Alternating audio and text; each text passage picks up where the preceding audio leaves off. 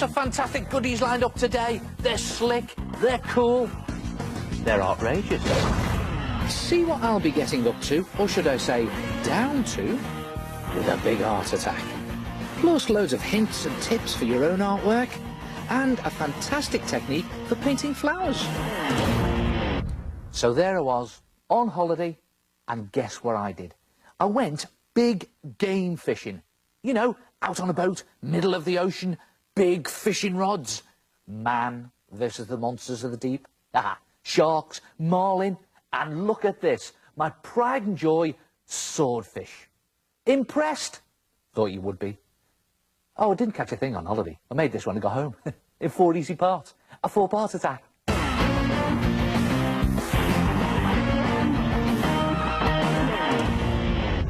For the first part, you need to open out a large cardboard box and cut off any flaps. Save those for later. Then, using the whole length of the card, draw the basic shape of your fish's body. Start with the head, which is rounded, then draw its back arched around and up like this, and tapering out to a point where the tail is going to be. And when you're happy with the shape, cut it out. So, that's your fish's body. Now all you need to add on is all his features using the flaps of card you cut off earlier. Draw and cut out a tail shape for the pointy end of his body. Then add a long pointy bit of card on his nose for the sword. Draw and cut out other fins in the same way. A large fin looks good on his back and a smaller one near the tail. Then underneath his body are 2 larger fins at the front, a chunkier fin in the middle, and another smaller fin at the back. And then, when you're happy with the position of everything, tape it all into place using plenty of tape. Now, if you're not sure what a swordfish looks like, you can always look it up in a natural history book or go on the internet or something to get some reference. So, it's starting to look like a swordfish now, but I think he needs fattening up a bit. To do this, scrunch up some newspaper and start to pad out the fish's body, taping it in place as you go. Just keep going over the whole of the body, making sure you tape neatly along the edges to create the fishy shape. Complete the whole body and then scrunch up a thinner piece and tape it along the pointy nose. And you can even lay on extra pieces of paper as a finishing touch to your fish. Just tape all that into position, and I've even created a slot for his mouth. And don't forget to use lots of tape to hold everything in place. And when you've done that, he looks a lot more 3D. And I've left all those fins and the tail, as in real life they are quite thin, aren't they? Next you need to give him some fish-like skin. So mix some PVA glue half with water and paste it onto your fish. And the idea is to lay on pieces of kitchen roll and paste more glue on over the top. And this time, go for the fins as well. Glue, kitchen roll, and cover the fin. And when you've done that and the whole thing is dry, you can paint it. Now use metallic paint for this, as it really catches the light and looks very fishy. And streak in blues in different shades. So start with a nice mid-blue, and then streak in a lighter blue. And you could even streak in some silver, make it look really fishy. And the texture of the kitchen roll really adds to the effect. Add in some darker blue along the top, and you can create a nice dark streak right along the top of the fish's back by adding in some black to make it really stand out. Look at that. And then you can use some nice dark blue for the fins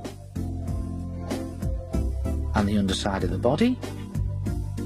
And how's about a black eye with a little dot of white for a highlight? And don't forget to paint the inside of the mouth as well. And then finally curve some gills around the side of the body, just like that. And one there. And when you finish painting it and it's dry, hang it on your wall. Great, isn't it? Now you can impress your friends with stories of the one that didn't get away. And of course, you don't have to do fish that you'd catch. How about this big spotted ray with a long wiggly fin at the back? And how about this fun pufferfish? All those spikes are just rolled up cones of card that have stuck on. Good, eh? Try it yourself. Your own big game fish. The one that didn't get away.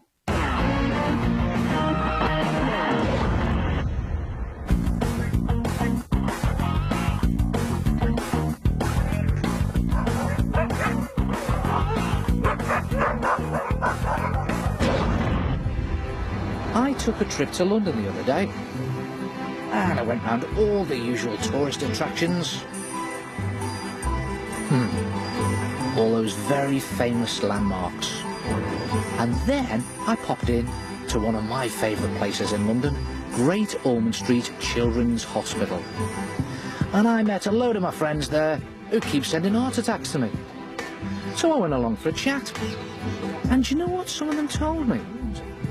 They told me there's a special connection between Great Ormond Street Hospital and a famous character in a well-known children's book.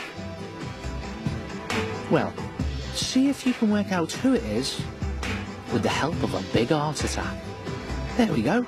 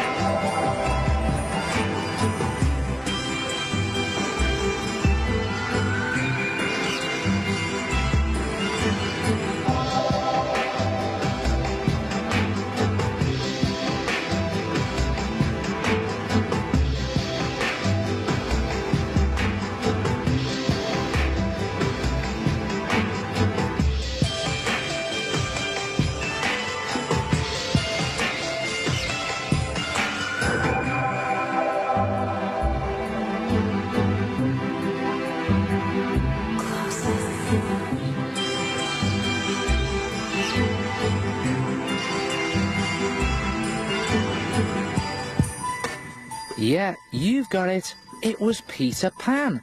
And the connection is J.M. Barrie wrote Peter Pan and he gave the story as a gift to Great Ormond Street Children's Hospital. Nice one, J.M.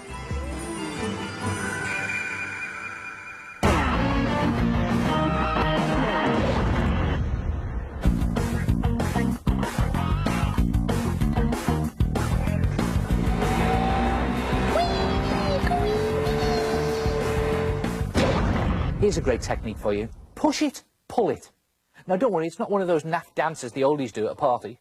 It's a really cool way of painting flowers. Now first you need some good flowery colours like pink or yellow and a darker version of each colour. So I've got orange as a darker version of the yellow and a sort of mauvey purple as a darker version of the pink.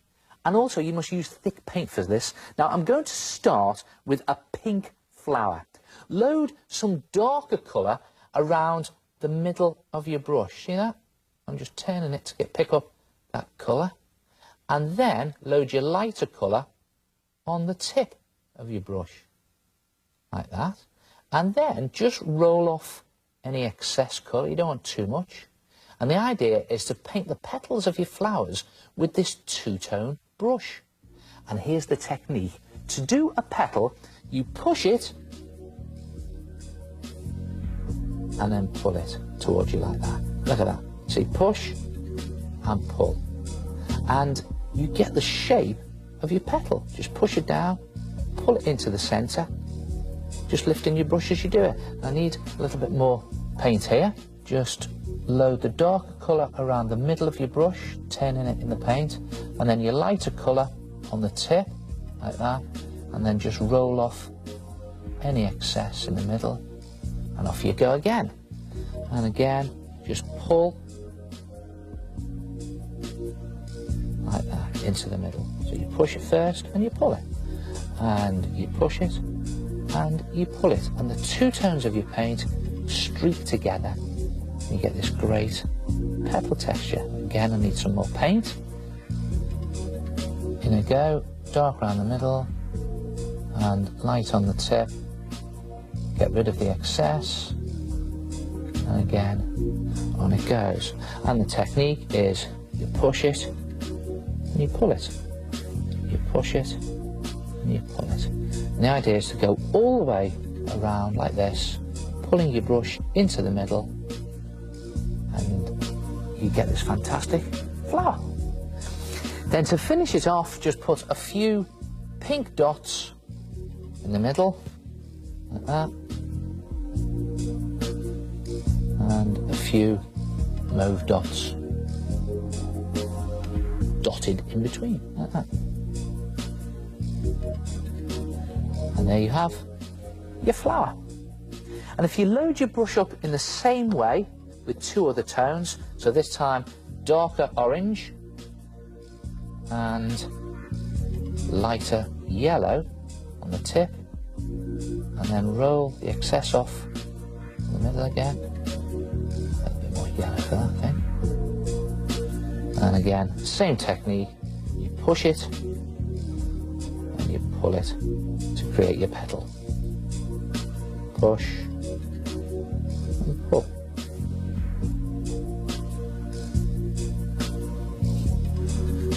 And again, put some dots in just to finish the middle of the flower.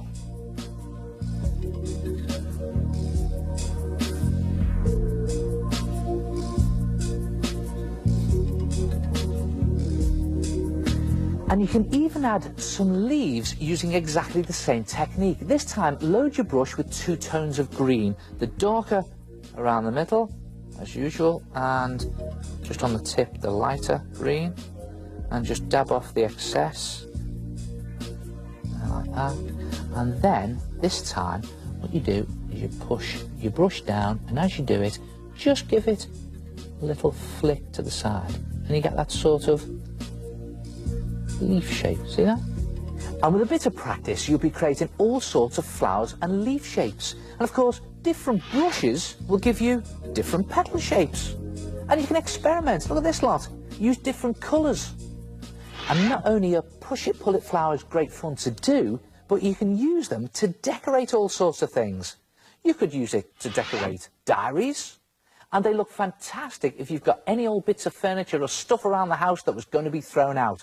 Just recycle them with some flowers. Try it yourself. Load your brush with two tones and create push-it-pull-it flowers.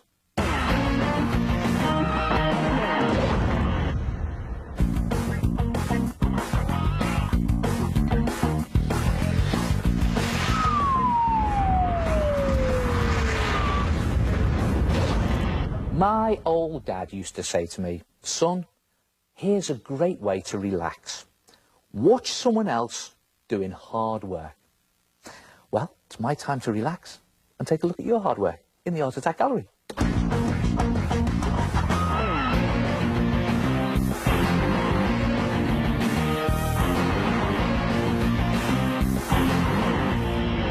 Ah, now this is a cool picture that Hannah's painted. Her imaginative use of colour and a sort of surreal style have created a landscape that's, well, out of this world. And take a look at this crazy drawing, done by Annabelle. Now, can you imagine living in a wobbly world like that? Do you know what? Pencils are such a versatile material to use, as Katie shows in this portrait. Her attention to detail is superb, particularly on the hand. Yeah, great pencil picture, Katie. You got some really lifelike qualities in there. All that shading and highlights made it look really realistic. Well done. Now, I know a little technique for getting highlights into your picture that's really simple. Check out this pencil picture of a cup. Now, it's okay, but it's a bit flat looking, a bit lifeless, a bit dull. It needs some highlights, and here's how to put them on. Using a rubber. If I stroke the rubber down one side of the cup, watch this. Look at that. See that? An instant highlight. Slowly you get this highlight on there. Look at that. Just lightly stroking. You can go slightly heavier where the light hits it, along there. And if you use the sharp corner of your rubber, you can just pick out all those raised edges along the top of the rim like that. See that? Again, I'm just carving out a highlight. And suddenly it starts to come to life. And you could even cut little bits of rubber if you want to get into all the tricky, detailed areas. There it is. A lot more realistic. Good trick, that. Now, where were we? Oh, yes. Look at this picture that Joe has created. Obviously inspired by the works of Salvador Dali. Fantastic. I like the mobile phone. And look at these colourful faces that Fatima's drawn on her computer. She looks like she's had great fun playing around with different colour schemes. Very effective. Now look at this picture. This one makes me feel hungry just looking at it. I really love the way Sasha has used thick paint to give the cake a texture. Nice art attack. And you'd have to be barking mad not to like this art attack. But I don't think I'd want to mess with your dog, Russell. Nice picture though. And look at this. Madeline's created a mosaic using tiny squares of coloured paper and very cleverly used the same colours in the mosaic to decorate the edges of their picture. Yeah, good art attack from Madeline. Hey, what a great idea to extend the colour scheme of the picture into the border itself. Now that reminds me of a really easy trick for putting a border onto a piece of paper or around a picture. Watch this. Here's what I want to put a border onto, and here's another piece of paper exactly the same size. Now, if you fold this piece of paper in half, like that, try to be accurate with that, and then place it in the middle of the other piece, and again, try and get it in the centre, like that, and then just draw around it lightly, first with a pencil, around there, and there, and there, and finally up there, like that. There you have a pencil border which you can go over in pen or decorate it however you like. And if you want a deeper border, just fold a bit of paper in half again and place it in the middle again, line it up and draw around it, and you get a thicker border. A great trick, eh?